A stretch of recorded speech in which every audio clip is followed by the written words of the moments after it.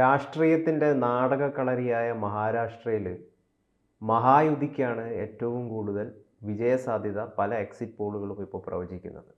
എന്നാൽ ബി.ജെ.പി. വിജയിക്കുമെന്നും ഏതാനും ചില എക്സിറ്റ് പോളുകൾ പറയുന്നുണ്ട്. എന്താണ് ഈ എക്സിറ്റ് പോളുകൾ നമുക്ക് മനസ്സിലാക്കി തരുന്നത്? മറാഠ രാഷ്ട്രീയം ആകെ കലങ്ങി മറിഞ്ഞിരിക്കുകയാണ്. എക്സിറ്റ് പോളുകൾ ഒരു മേൽക്കൈ ബി.ജെ.പി. നേതൃത്വത്തിലുള്ള ഈ മഹായുതി ഭരണത്തിന് നൽകുന്നുണ്ട് എന്നുള്ള കാര്യം ശരിയാണ്. പക്ഷേ ഒപ്പം അവർ ഒരു തൂക്ക് സഭ വരാനുള്ള സാധ്യതയും പ്രവചിക്കുന്നുണ്ട്. അതായത് ബി.ജെ.പി., ശിവസേന ഷിൻഡെ വിഭാഗം, NCP അജിത് പവാർ വിഭാഗം, ഇവർ മൂന്നുപേരും കൂടെ ചേർന്നാണ് ഈ മുന്നണിക്ക് പുറത്തൊരു മുന്നണി അല്ലെങ്കിൽ മുന്നണിക്കകത്തൊരു കുറുമുന്നണി എന്നൊക്കെ പറയുന്നത് പോലെ മഹായുതി സഖ്യം എന്നൊരു സംവിധാനം ഉണ്ടാക്കിയത്. നമുക്കതിൻ്റെ കണക്കുകളിലേക്ക് വരാം. ഈ 288 അംഗ നിയമസഭയാണ്, അംഗങ്ങളുള്ള നിയമസഭയാണ് മഹാരാഷ്ട്രയിലേത്. അതിൽ 150 മുതൽ 195 സീറ്റോടെ ഇവർ ജയിക്കുമെന്നാണ്, മഹായുതി സഖ്യം ഭരണം തുടരും എന്നാണ് മാട്രിക്സ്, പീപ്പിൾസ് പൾസ് പോളുകൾ പ്രവചിക്കുന്നത്. എന്നാൽ പി മാർക്ക് എന്ന് പറഞ്ഞ സർവേ, ഈ ജാർഖണ്ഡിൽ ബി.ജെ.പിക്ക് തിരിച്ചടി കിട്ടുമെന്ന് പറഞ്ഞ ഒരു സർവേ ആണ് പി മാർക്കിൻ്റേത്. ആ പി മാർക്ക് പറയുന്നു ഇവിടെ കടുത്ത പോരാട്ടമാണ് നടന്നത്, മഹായുതി സഖ്യത്തിന് ഒരു 147 സീറ്റിന് വരെ കഷ്ടിച്ച് ജയിക്കും എന്ന് വെച്ചാൽ ഒരു തൂക്ക് മന്ത്രിസഭ വരും എന്നാണ് അവർ പറയുന്നത്. ഈ ചാണക്യ എക്സിറ്റ് പോളുണ്ട്, അവരും മഹായുതി സഖ്യം ലീഡ് ചെയ്യുമെന്ന് പറയുന്നുണ്ട്. 150 മുതൽ 10 സീറ്റ് വരെ, അതിനപ്പുറത്തേക്ക്, അതായത് ഒരു 160 സീറ്റ് വരെ പോയേക്കാം എന്നാണ് ഈ മഹായുതി സഖ്യം നേടും എന്ന് ചാണക്യ എക്സിറ്റ് പോൾ പറയുന്നുണ്ട്. മഹാവികാസ് അഘാഡിക്ക് അവർ 130നും 138നും ഇടയിൽ സീറ്റ് പ്രവചിക്കുന്നുണ്ട്. അതായത് ഈ പൊതുവേ ഈ മഹാരാഷ്ട്ര ഈ എക്സിറ്റ് പോളുകൾ സൂചിപ്പിക്കുന്നത് ഈ ചെറിയ കക്ഷികളും സ്വതന്ത്രരും രാജാക്കന്മാരാകും എന്നാണ്. അവർക്ക് തീരുമാനിക്കാൻ പറ്റും അവിടെ ആര് ഭരിക്കണം എന്ന്. അപ്പോൾ അവരെ ചെറിയ കക്ഷികളും സ്വതന്ത്രരും 6 മുതൽ 8 വരെയൊക്കെ സീറ്റ് നേടുമെന്ന് പല സർവേയും പറയുന്നുണ്ട്. ഇരിക്കട്ടെ, ഈ പീപ്പിൾസ് പൾസ് അവർ പറയുന്നത് 175, എനിക്ക് തോന്നുന്നു അവരാണ് ഏറ്റവും കൂടുതൽ പറഞ്ഞതെന്ന് തോന്നുന്നു. 175 മുതൽ 195 വരെ സീറ്റ് നമ്മുടെ NDA, അതായത് മഹായുതി സഖ്യം നേടും എന്നാണ് അവർ പറയുന്നത്. ശരിക്കും ഭൂരിപക്ഷം 145 സീറ്റാണ്. 145 സീറ്റ് കിട്ടിയാൽ സുഖമായിട്ട് കേവല ഭൂരിപക്ഷമായി. പക്ഷേ ഇതിപ്പോൾ ഇവർ പറയുന്നതനുസരിച്ച് 175 സീറ്റ് എന്നൊക്കെ പറഞ്ഞാൽ അത് വലിയ വിജയമാണ്. 195 സീറ്റ് വലിയ വിജയമാണ്. പക്ഷേ മഹാവികാസ് അഘാഡിക്ക് അവർ കുറച്ചാണ് പറയുന്നത്, 85 മുതൽ 115 വരെ സീറ്റ്. ചെറിയ കക്ഷികളും സ്വതന്ത്രനും 7 മുതൽ 12 വരെ ജയിക്കാമെന്ന് പറയുന്നുണ്ട്. അവരുടെ സർവേയാണ് കുറച്ച് ഇതിനകത്ത് നമുക്ക് വേറിട്ടതായിട്ട് തോന്നുന്നത്. ഈ മാട്രിക്സും 150 മുതൽ 170 വരെയൊക്കെ പറയുന്നുള്ളൂ. നേരത്തെ ഞാൻ പറഞ്ഞല്ലോ, ഇവരെ അനുകൂലിച്ച് വരുന്ന സർവേകൾ, ഇവർക്ക് മേൽക്കൈ ഉണ്ടെന്ന് പറഞ്ഞ സർവേകളെല്ലാം, ബാക്കിയുള്ളവരെല്ലാം ഈ വലിയൊരു ഹ്യൂജ് ഡിഫറൻസ് ഇവർ തമ്മിൽ, മഹായുതിയും മഹാഗഠബന്ധനും തമ്മിൽ പറയുന്നില്ല, MVAയും തമ്മിൽ പറയുന്നില്ല. പിന്നെ ഈ പി മാർക്കിൻ്റെ സർവേ കുറേ കൂടെ ശ്രദ്ധേയമാണ്. അവർ 137 മുതൽ 157 സീറ്റ് വരെയാണ് പ്രവചിച്ചിട്ട് അവർ പറഞ്ഞു 147 കിട്ടാനാണ് സാധ്യത. അതായത് കേവല ഭൂരിപക്ഷത്തിന് 2 സീറ്റ് കൂടുതൽ. അപ്പോൾ ഇതിൽ ഏതെങ്കിലും ഒരു മുന്നണി വിചാരിച്ചാൽ, ഈ മുന്നണിക്കുള്ളിൽ ഏതെങ്കിലും ഒരു രാഷ്ട്രീയ കക്ഷി വിചാരിച്ചാൽ ഭരണം അട്ടിമറിക്കപ്പെടും. അതാണ് മഹാരാഷ്ട്രയിൽ നമുക്ക് ഈ സർവേയെക്കുറിച്ച്, സർവേയിൽ നിന്ന് കിട്ടുന്ന പ്രാഥമിക വിവരങ്ങൾ വെച്ച് പറയാനുള്ളത്. ഇപ്പം ഈ NCPയും അതുപോലെ തന്നെ ശിവസേനേൻ്റെയൊക്കെ പിളർപ്പ് എന്തെങ്കിലും രീതിയിലുള്ളൊരു മാറ്റം മഹാരാഷ്ട്ര രാഷ്ട്രീയത്തിൽ ഉണ്ടാക്കുമോ? ഇപ്പോൾ നമ്മൾ ഈ കഴിഞ്ഞ ടൈമിലാണല്ലോ ഈ ഇതൊക്കെ ഉണ്ടായത്. ഉദ്ധവ് താക്കറെ, ബാൽ താക്കറയുടെ മകൻ ഉദ്ധവ് താക്കറെ മുഖ്യമന്ത്രി പദം മോഹിച്ചിരുന്നു. അദ്ദേഹം ശരിക്കും ഈ ബാൽ താക്കറെ അവിടെ ഒരു സൂപ്പർ മുഖ്യമന്ത്രിയായിരുന്നു. അദ്ദേഹം ബി.ജെ.പിക്കും പിന്നെ ശിവസേനയ്ക്കും ഒക്കെ വിട്ടുകൊടുത്തിട്ട് അദ്ദേഹം പുറകിലിരുന്ന് എല്ലാം നിയന്ത്രിക്കുകയായിരുന്നു. ഈ ഉദ്ധവ് താക്കറേക്കും അതുപോലെ ചെയ്യാമായിരുന്നു. പുള്ളിക്ക് വലിയ ഒരു ജനസമ്മതിയും കിട്ടുമായിരുന്നു. ഇവിടെ അദ്ദേഹത്തിൻ്റെ മുഖ്യമന്ത്രി പദമാണ് ഈ പിളർപ്പിലേക്ക്, NDA സഖ്യത്തെ, NDA മുന്നണിയിലെ പിളർപ്പ് ഉണ്ടാക്കിയത്, ഇവർ പുറത്തു പോകാൻ കാരണമായത്. അതെ, അപ്പോൾ NCPയും കോൺഗ്രസും പിന്നെ കാലങ്ങളായിട്ടിങ്ങനെ ആഗ്രഹിച്ചിരിക്കുകയായിരുന്നു. അവരത് മുതലെടുത്തു, ഇദ്ദേഹത്തിനെ ഇവിടെ കൊണ്ടുവന്ന് മുഖ്യമന്ത്രിയാക്കി.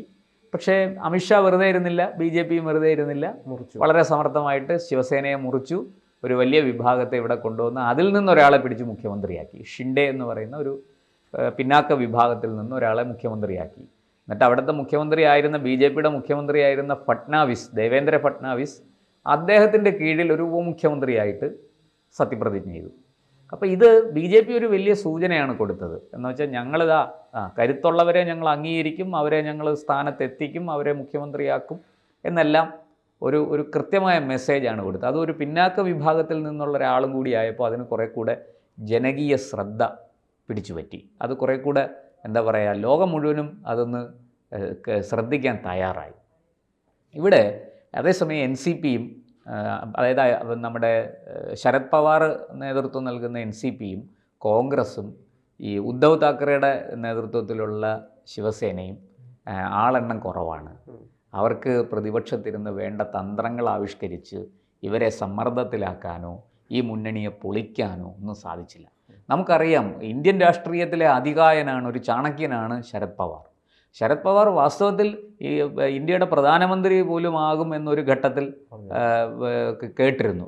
അന്നാണല്ലോ PV നരസിംഹറാവു കടന്നു വരുന്നതും. ശരത് പവാറും പ്രധാനമന്ത്രി സ്ഥാനത്തേക്ക് പരിഗണിക്കപ്പെട്ട പേരാണ്. ശരത് പവാർ മാത്രമല്ല, നമ്മുടെ രാഷ്ട്രപതിയായിരുന്ന ഇദ്ദേഹം പ്രണബ് കുമാർ മുഖർജിയൊക്കെ ആ ഘട്ടത്തിൽ അവരുടെയൊക്കെ പേരുകൾ ചർച്ചയിൽ വന്നതാണ്. അന്ന് മലയാളിയായ സാക്ഷാൽ നമ്മുടെ ലീഡർ K കരുണാകരൻ ഇടപെട്ടാണ് ഉത്തരേന്ത്യയിൽ ഒരു സമവാക്യം ഉണ്ടാക്കി PV നരസിംഹറാവുവിനെ പ്രധാനമന്ത്രിയാക്കി ആ സ്ഥാനത്ത് കൊണ്ടുവന്ന് ഇരുത്തിയത്. അപ്പോൾ അതൊക്കെ ചരിത്രമാണ്. അപ്പോൾ അങ്ങനെ അത്രയും കഴിവുള്ള ഒരാളാണ് ശരത് പവാർ. പക്ഷെ ആ ശരത് പവാറിന് പോലും മഹാരാഷ്ട്രയിൽ മറാഠ രാഷ്ട്രീയത്തിൽ അടിതെറ്റി നിൽക്കുകയാണ്.